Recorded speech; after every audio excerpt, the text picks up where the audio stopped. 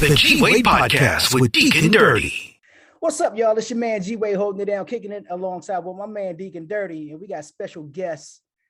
Well, not in the building today, because I'm not even in the building today. We're in two different buildings today. The Agape Music Group. What's up, family? What's up, man? What's going on? I'm chilling. John and Sequoia Howard, aka the Agape Music Group. Yes, sir. I want to start this question off first, and then we'll kind of back it up. So, what came first, the chicken or the egg? In other words, did the group come before the clothing, or did the clothing come before the group?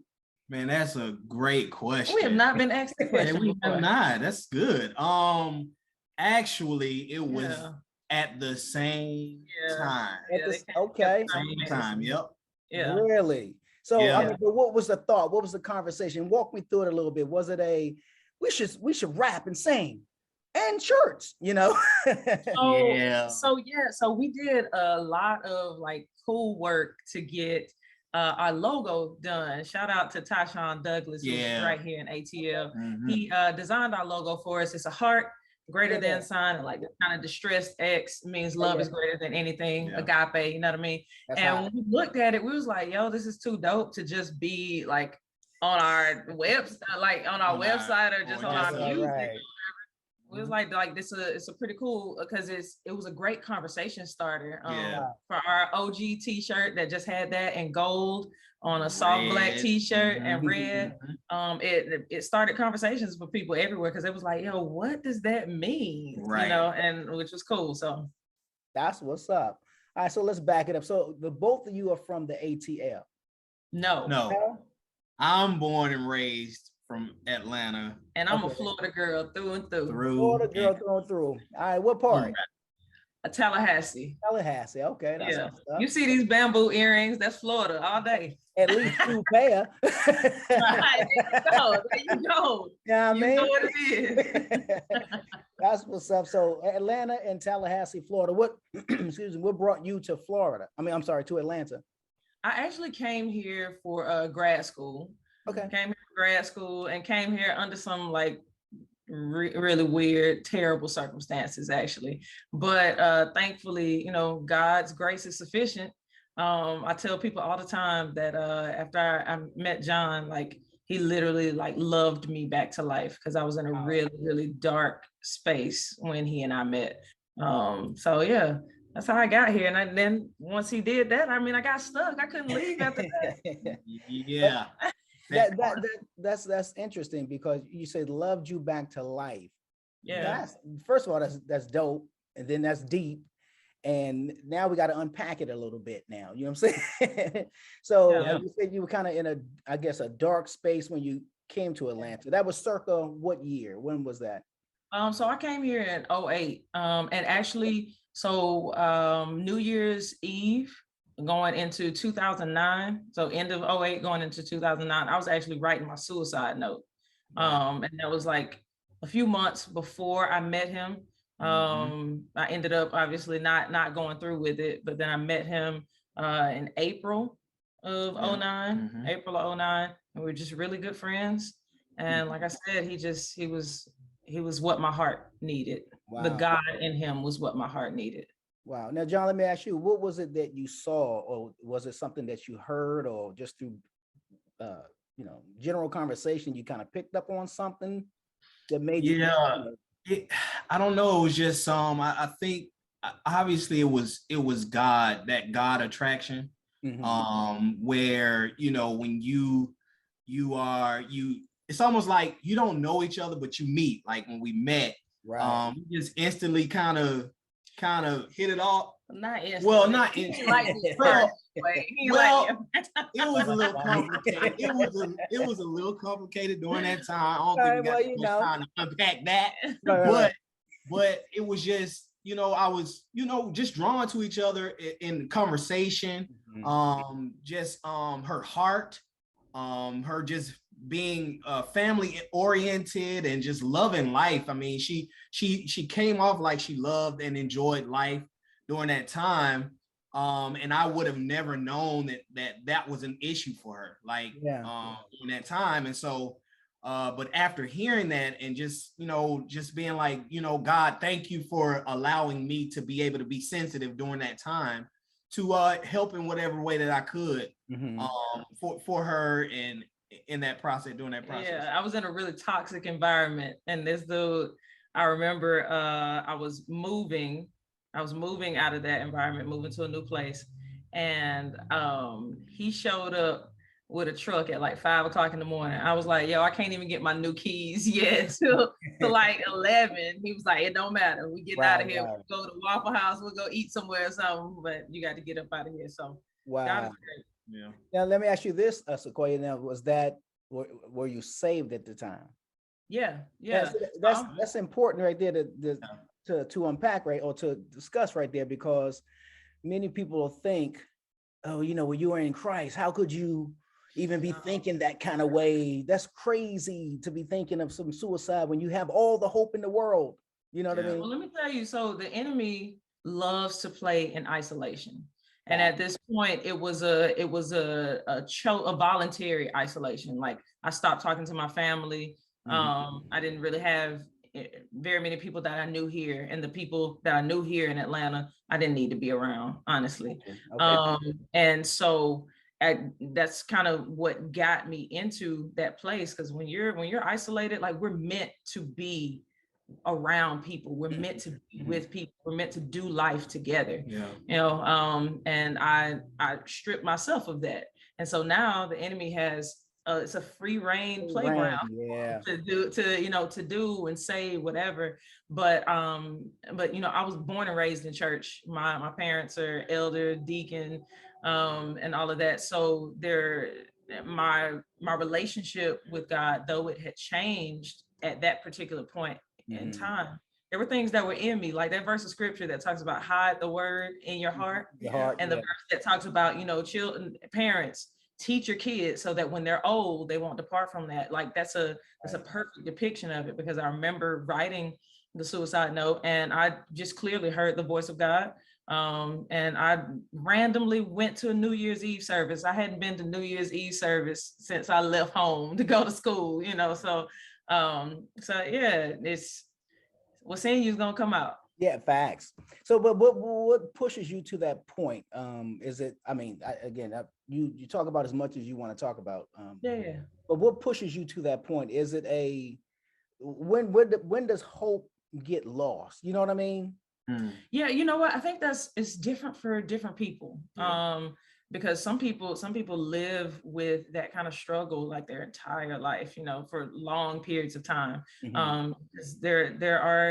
There are mental illnesses that are there that plague in that particular area. For me, though, personally, it had gotten to a point where I felt like I was too far gone. I felt like the prodigal son, honestly, to where I was too far gone. I was ashamed. There was a ton of guilt, all of those things. And was like, at this point, I can't correct this. I've pushed myself. I pushed my family away. I've pushed my friends away. Like, I can't recover from this. So yeah. And you mentioned, like the isolation and the enemy, he just, loving to just run rampant in your mind. As soon as you said that, it reminded me of Ghetto Boys when they said, dang, homie, my mind's playing tricks on me. Yeah. Just sitting there, just believing everything you think, things that you say to yourself, you start to believe it. And I always will tell people, man, you got to get out your head. You got to get out of your head, because if you don't, you believe everything that you say. You know what I'm saying? This is 2008, 2009. You all meet at the church service, or y'all meet somewhere else? No. So we ended up meeting. So during this time, she was kind of coming out of that. Okay. Coming out of her shell. And so she joined the ensemble, and I was playing drums. Gotcha. And so after one Friday night after our rehearsal, a group of us went to the Waffle House. And so although we had been on the same stage, right. That's what we met. We had never met each other, but we met at the Waffle House. Wow. So always running around in the group, but never really met. Yeah. And so what was the aha moment? Like, you know what? You know what I'm saying? Oh, that was months later. Okay. No, right. The initial connect was a few months later. We were working on some music with some mutual friends of ours. I was doing, I was helping to write and just background vocal arrangements, and he was doing some production and engineering. And we were together like 23 hours of the day for like 3 weeks straight. Couple weeks, and so we just we started realizing, we got a lot in common. You know, there's a lot for us to talk about. There's a lot for us to connect on, and we were just really friends. You know, for a good little minute. And then we started dating, broke up way too many times to count. A lot of right. Broke up and got together way too many times to count. But you know, we're here and we celebrate 10 years of marriage next month. Next month, July 14th. So God bless God. Now, both of you, is it a musical background, or we went to school for this? No, did not go to school for life school. Right, that part. Just growing up in our churches, our home churches. We were that was what we did. That was it. And so we were, there all the time. We were sitting around trying to emulate a lot of the musicians and singers at our churches, our home churches. And so it was just kind of ingrained, like it was in us at that point. And so we just as we matured and went on, we just stuck with us. It's like therapy now to us to be able to be a part of it and to release whatever God has in us to the world. And on top of the church, my parents are both writers, singers. My dad is a musician. He's a band director forever. He just retired from doing that not too long ago. And the church that I came up in under Pastor Helena and Pastor Kenneth Barrington in Tallahassee, Pastor Helena, choir master, known all across the country, and so she had us harmonizing at 2-3 years old. The moment we could talk, you got a mic in your hand. Now, so we met at my studio, quick plug, Wavework Studios. Appreciate it. Y'all were on the Mixtape Remix podcast with Miss Eclectic. And one of the things that you guys talked about was your list. Each of you all had a list of, dear God, this is what I would like in a man. This is what I would like in a woman. You know what I'm saying? What was funny, because y'all talked about it, was y'all said, but the one thing we did not have on the list was height requirements. Like, I want this height and I want this height. None of that. Everything else you got, with the exception of that.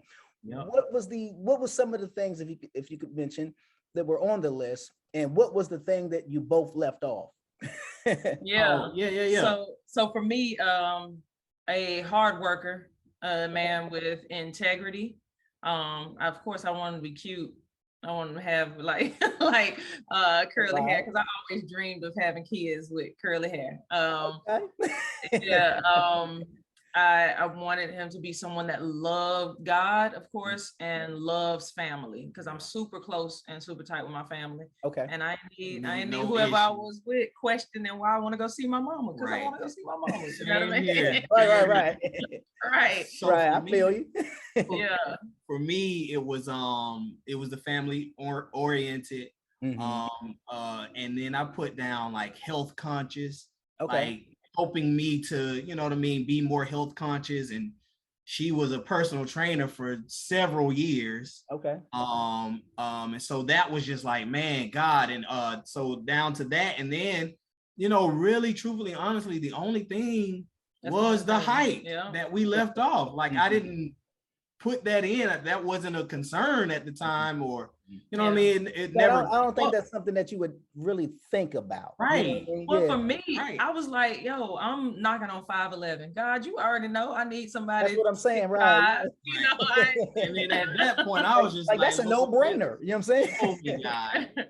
Show me, God. Right. No matter what type thing, that wasn't gonna be a deal breaker for me.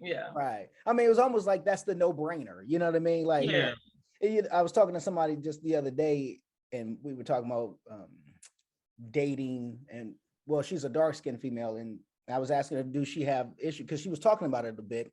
I said, is that one of your main issues that you have when it comes to dating guys who prefer a light skin versus a dark-skinned woman?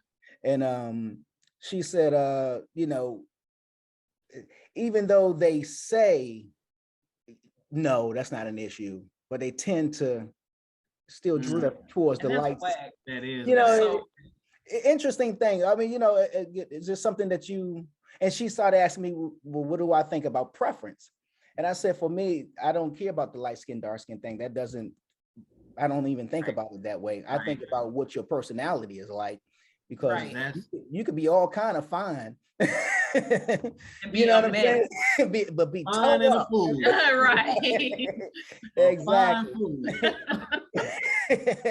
Now, did y'all run into any of those type of issues where, because again, I don't know, you get that, Lord, let me get a tall, dark, and handsome man. You know, that's the, anytime you see something, that's the one quote or one requirement that women ask for. Did you all say, okay, well, he not light skinned or she not dark skinned? I mean, was there ever any of that? For me, there was never any of that. And honestly, like the height thing wasn't an issue for me either. It never has been, because he's just, the way that he carries himself with such confidence, you know what I mean? Like, I don't, even though, and he liked me in heels and stuff, even though he didn't let me slide off of wearing heels. Now, I don't like wearing heels that much. Listen, I got these basketball feet, man. Put me in some sneakers, please. But no, like, none of that was ever a thing. And that's never been, like, I never had aesthetic preferences per se, like, because I've dated black, white, tall, short, dreads, clean cut, you know what I mean? Like, I was attracted to personality, to the person's heart. You know, right, gotcha. So let's shift gears just a little bit. Was there ever any R&B dreams? Were there ever any chances or opportunities or thoughts to go the mainstream R&B route or hip hop route? No, I mean, yeah, it was, but for me, mostly on the production side of it. Okay. I was able to sit in some rooms. I was able to be a part of,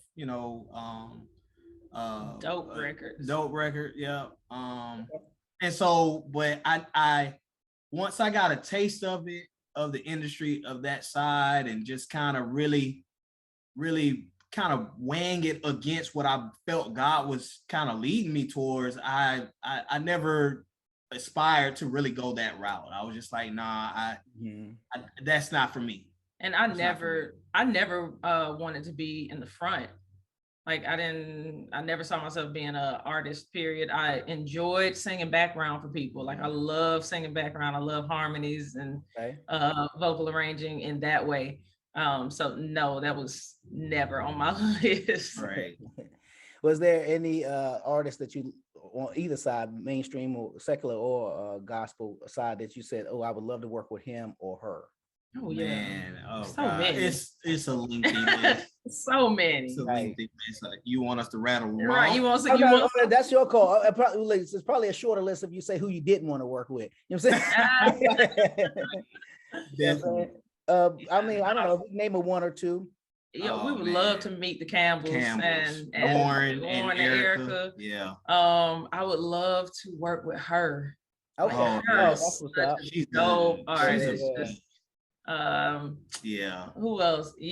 For him on production side, Timbaland. Okay. Love to work with Timbaland. Yeah, we got a long list. So describe your sound, because I've heard of the group, and I'm gonna be honest, when I would hear the Agape music group, I say, okay, that's what's up, but I never heard the group. I don't even think I even seen y'all, but I just remember hearing the name, and I was like, well, when you hear music group, you know what I'm saying, I'm thinking, okay, they're gonna be 17 strong, you know what I mean? So where did the name come from, and was there a plan for a bigger, group? Yeah. So first off, to answer the latter part of your question, we wanted this to be and it is a collective of individuals with like hearts that all of them may not be in front of the camera. John and I are in front of the camera, but we got folks that helps with our graphics. We got AV people that we connect with. So all over, even our clothing line, we had a friend of ours that hand drew and one of our designs and collaborated in that way. So we're just thinking beyond just music and thinking just generally creation, period.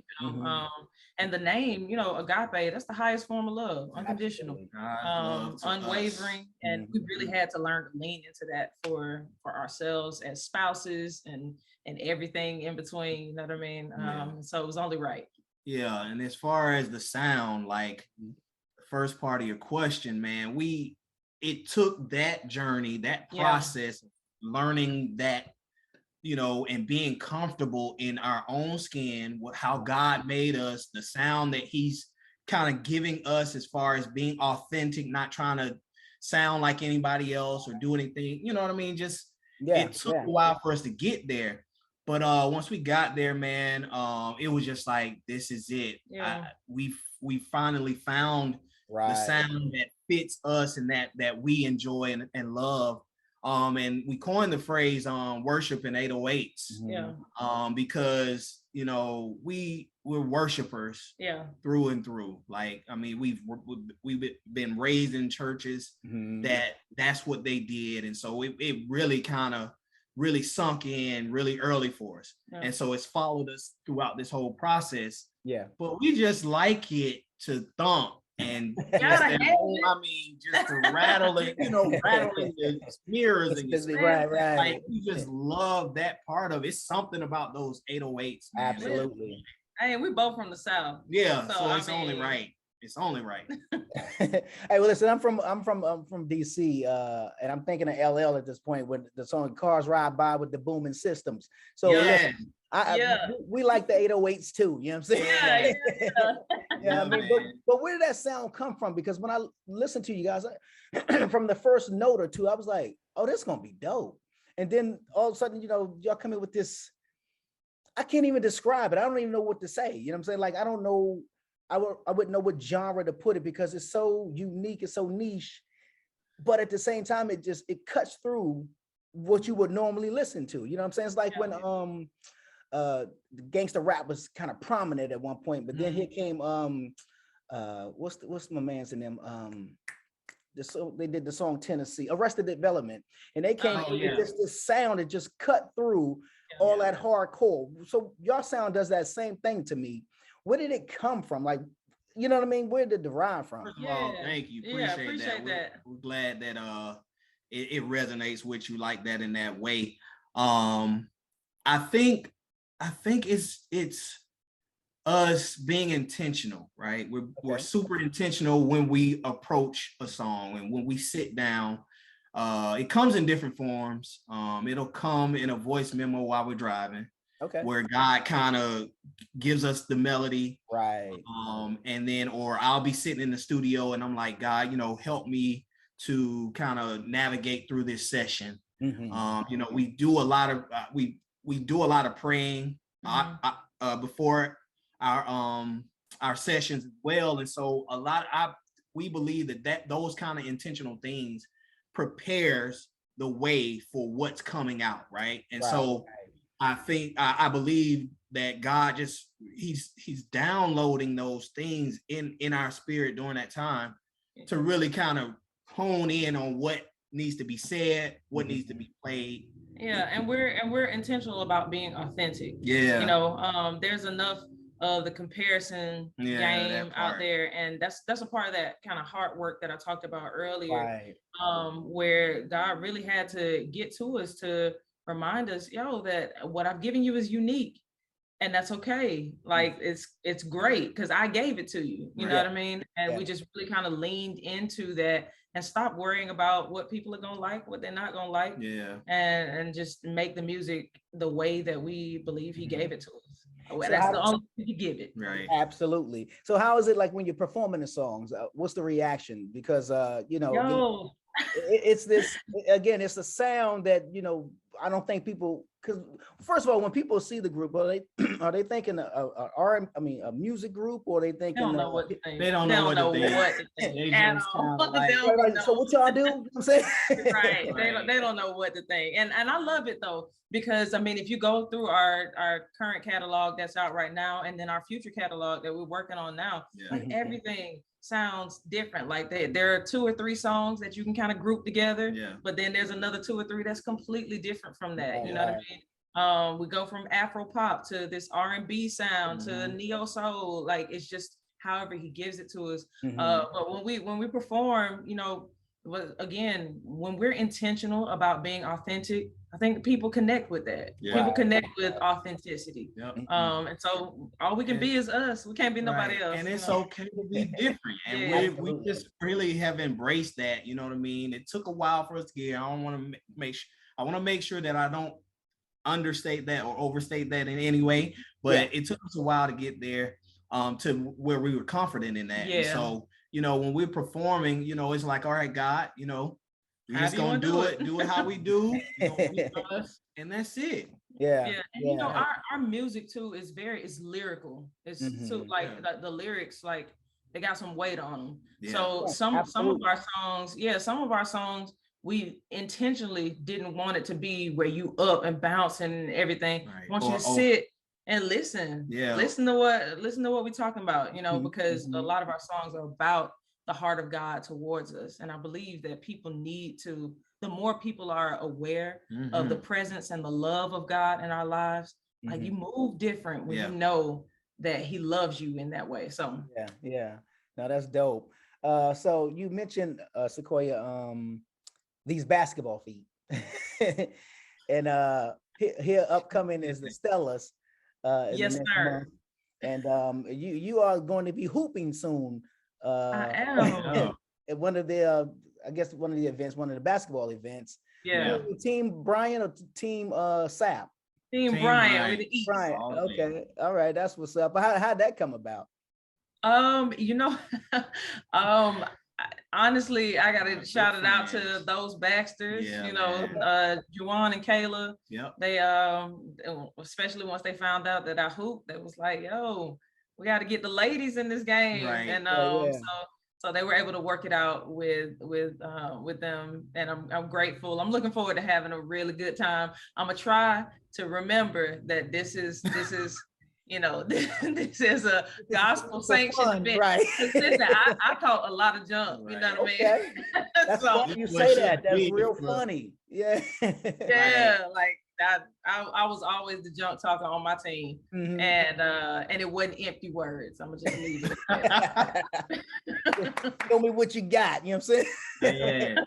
Yeah, you know, that's funny you say that, because I even thought about that. Well, first of all, let me ask this: is God, men versus men, women versus women, or is it mixed? No, it's mixed. It's mixed. So it's 6 ladies. It's 6 ladies total. And so it's 3 on each team, and then the rest guys. So we'll be all mixed in there together. And I thought about it. Excuse me. When it comes to, you know, ball, you know, because you trash talk, you know, I'm like, this can get too real out here on the court. You know what I'm saying? Somebody might forget while we out here. You know what I mean? Especially if the game close. Exactly. Especially if it's close. We'll see though. No, we're gonna have fun. It's gonna be pretty dope. Just remember to hug it up afterwards. You know what I'm saying? Exactly. In Jesus' name. In Jesus' name, right? And so, Joe, you know, you producing. You produce most of the music, right? Yeah. So what is it for you? Like, how did you tap into the sound? Like, what was it that did you hear something, or it was just you messing around on the the MPC, or you know what I mean? Yeah, I mean, we've been at this for a while, right? We've been chipping at it for a while. And so some of those things I've kind of had throughout my journey, as far as forming a sound and whatnot. And so it was really God. I'm telling you, I can't downplay that right at all. Like, I mean, I'm not that smart. The Holy Spirit he will trump that any and every time. All right. And so in a lot of those cases, when I'm sitting down at the beat machine, or I'm sitting down at the computer, that's what it is. I'm like, lead me to the sound, lead me to the drums, or whatever it is. And even if it's a collaboration, like collaborating with, because everybody, we can't collaborate with everybody. I mean, that's just the honest truth. But having that perfect marriage of collaboration, that perfect marriage of where we are on the same page in the session, and if we're not, then we step out and reset, and it's just like, God, we don't want anything to get in the way of what you want to do during this time. And so with all of that, it's just, again, I can't say it enough, but just being intentional about when we step foot in there. This is, we want to hear clearly what God wants to say. Yeah. And you all have the sound where you can actually, you could play on both, I guess, gospel and mainstream radio, because the sound is so dope. And again, like you said, the 808s, that right there alone, you know what I'm saying? You got to have the trunks rattling, you know what I mean? So you fit multi-genres with the sound, and I was like, I don't even know how to describe the sound, but I know it's a sound that's describable, but I don't know how to describe it. You know what I mean? If you were to put it in a genre, if you were to, where would you classify it? It would be our creative genre. Worship at 808. That's the genre. Right. Are there any groups out there that have that sound similar? Not same, but similar.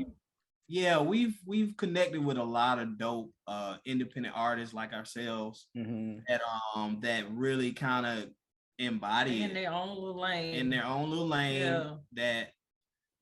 It's a lot of just really dope artists out there. Great artists out there, man. Oh, so many. And y'all have the coming up, I think this weekend. Is it this weekend? Next weekend is the Eddie Awards. Eddie Awards. There we go. Congratulations. Are y'all performing, or are you also nominated? We Both. are. Yes. So we're receiving an award, a Christian Hip Hop Honors Award, which is extra dope. And then we're also headlining our very first concert. So it'll be filled with all things Agape. It's gonna be dope. It's June 17th in Orlando at the DoubleTree SeaWorld Hotel. Oh, that's gonna be dope. We just talking about it the other day.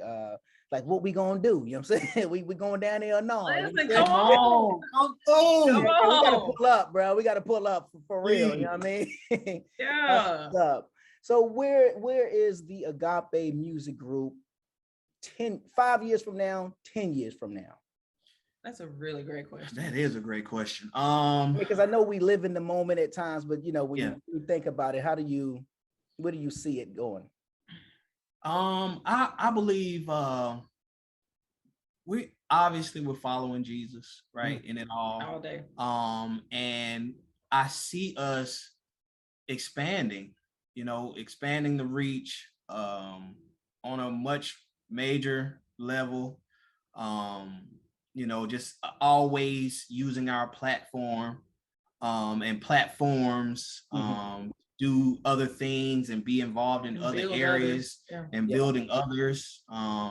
In particular, like I see us doing podcasts and stuff like that, and just kind of branching out to do other things as well. So we just gonna keep going. We're gonna keep following Jesus during the process, keep helping people in whatever ways we can, encouraging people to never give up, never quit. We just gonna pray that God continues to use us as examples of what this world needs. No, that's what's up. How'd y'all link up with those Baxters? Man, hey, again, that was another guy. I just found that out yesterday. I was like, oh, that was another guy. They literally hit us up in our DMs, but this was after we had hit them in their DMs. Right. But they those backs. So they got DMs from everybody. Right. So we never heard back from them originally. But they hit us up. They said the Lord literally placed us on their heart and told them, God told them that to reach out, that they're supposed to work with us. They didn't know in what capacity. Right. Or what have you. And we met virtually, because it was COVID still running rampant like it is now, but much more intense. Right. And we really hit it off. Again, John and I love collaborating and meeting with people of like heart, that are visionaries and don't mind taking a chance on something different, especially for the kingdom. Yeah. And that's them. Like we love them so much, man. They're cool one people, of my favorite couples. Yeah, real cool people. You mentioned the pandemic when we were on lockdown, shutdown. How was that? How did that affect you guys? Was there a testing of the I'm saying we were around each other. That's when we started. That's when we started. That's what already. Yep. We released our very first one January, the month before lockdown happened. Oh yeah, February 2020. Yep. Wow. Okay. But and we actually like each other though. Yeah. Like we have a lot of fun together. So like us being home, like we loved it. Yeah. Yeah, because you hear the stories of people live their day to day, and they kind of like ships passing in the night, going to work, coming home, taking care of the kids. But then they don't realize when they're around each other 24/7, like, wait a minute, I don't think I like you as much as I thought I did. No, we like each other. Yeah, that's a good thing. You know what I'm saying? Yeah. Because I always tell people you're gonna always love each other, but there's at times where you don't like, where you end up not liking each other. And then how do you get past the not liking each other part? You know what I'm saying? Because you still got to come back to love. You know what I mean? Yeah. No, I mean, don't get me wrong. There are times where we have our moments. And like I said earlier, we got to reset, and allow for God to do whatever He needs to do in us to get back to, okay, we can't stay. Before kids, we stayed and lingered in that unforgiveness, stay mad. Right. But it was just like once we kind of matured, and it was just like, all right, we can't stay there this long anymore. Like we gotta find a way to work through whatever issues we have the best we can, in that moment. And then not only that, but allow for God to really speak to each one of us individually, so that when we come back together and we talk through it and we work through whatever it is, you know what I mean, we can resolve those types of issues. Absolutely. Yeah, and that's one of the things that I was mentioning too in our name, Agape. Like we really, at the beginning of our marriage, leaned heavily into 1 Corinthians 13. And that's, that's the definition of love. Yeah. But in our marriage, like we check ourselves against that. Is what I'm about to say patient? Right. Am I showing kindness towards my husband? Am I holding grudges? Because that's not love. Yeah. You know what I mean? Yeah. And so we're constantly holding a mirror to our hearts to make sure that what we're exuding, that what we're singing about, that we're actually living. You know what I mean? Yeah. So what do you guys do for downtime? What is the fun time? What is hey man, let's step away from the studio for a minute and just go have some fun. Yeah. I mean, anywhere from movie night to our kids love watching movies with us. So we do a lot. We do a lot of that. Yep. That we'll hit a park. Okay. Out to the park. We'll the pool. Oh yeah, the pool is the new favorite. That's the new favorite. And then there are times where we're just like, okay, you know what? We can't go out because we don't have a babysitter at this moment, but y'all go upstairs, and me and mommy gonna have date night downstairs. So, so we just try to find time, for those moments, you know what I mean, and don't make any excuses. Yeah. Nah, that's what's up. So like I said, the Stellars are coming up next month, and you all are participating in some. What other events are y'all participating in outside of the basketball? Yeah, we're also doing Carlos Hill, Urban Soul Cafe is hosting the Sunday brunch. Yeah. And so we'll be performing our newest single there as well with Robin McGee. What's the close to you? Because I just heard another song, Best. Okay, yeah. Best. I like that. That's hot. Thank you. Thank you. That's the one we'll be performing there. Okay. All right. Well, you know what? Like I said, when you sat down with Eclectic, and I was like, I've heard this name. I'm gonna wait till after I leave to listen. I'm gonna be my transparent moment. All right. Okay. I ain't want to listen to the music in my ear while I was sitting there because I was like, what if I don't like it though? You know what I'm saying? Yeah, I mean, I understand. Then I got to sit there with the fake face. I'm like, right. But I got in the car, pulled it up on YouTube, and I'm driving. I'm like I said, from the first couple of notes, I was like, oh, this is gonna be hot. You can just tell a beat gonna be dope or a song gonna be dope from the first 15 seconds. And I was like, oh, this is dope. Where did this sound come from? Who, how? Okay, this is hot. Official. You know what I'm saying?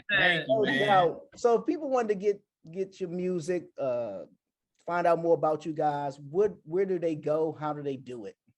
You can find all things Agape at our website, www.theagapemusicgroup.com. Agape is AGAPE. Our socials, music, clothing line, all of that is right there. We love connecting with people, so y'all make sure to connect with us. Yeah, for sure. Well, guys, I certainly appreciate taking the time. I know you guys are running and family matters and all kind of other business you guys got going on. You know what I'm saying? This is great. I wish we could have got it in studio, but I can't even talk. I ain't even in the studio. You know what I'm saying? But I'm sure at a later date we will catch up again on some good stuff. Maybe I got a podcast y'all want to do. It might need a studio. I don't know. Hey, exactly. You know what I'm saying? Who knows? You know what I'm saying? But I certainly appreciate y'all taking the time, man. I mean, you guys are awesome. Looking forward to more of the music, more of the ministry. I'm looking forward to seeing what you do out there on the court, Sequoia. See what you do. Right. You see the flick of the wrist. I saw it. I see the flick of the wrist. You know what I'm saying? That's around here the triple double. You know what I'm saying? Hey, listen. That's what's up. Well, you guys continue to do what you do, and I'll be seeing y'all. It might be the next weekend. You don't know. Who knows? No. We'll be seeing each other somewhere, crossing paths on social for sure. Yeah. All right. Thank you. We appreciate it. No, it's a pleasure, man. It's your boy G Wade. Y'all know what it is. Hey, what's up, y'all? It's your boy G Wade holding it down. And I want to thank you all for tuning into this episode of the G Wade podcast. Now be sure to subscribe to this channel. Click that notification bell to stay up on all the latest videos and content that we post. And we just appreciate everything. Oh, and don't forget to follow us on Facebook and Instagram at G Wade Podcast. Till then.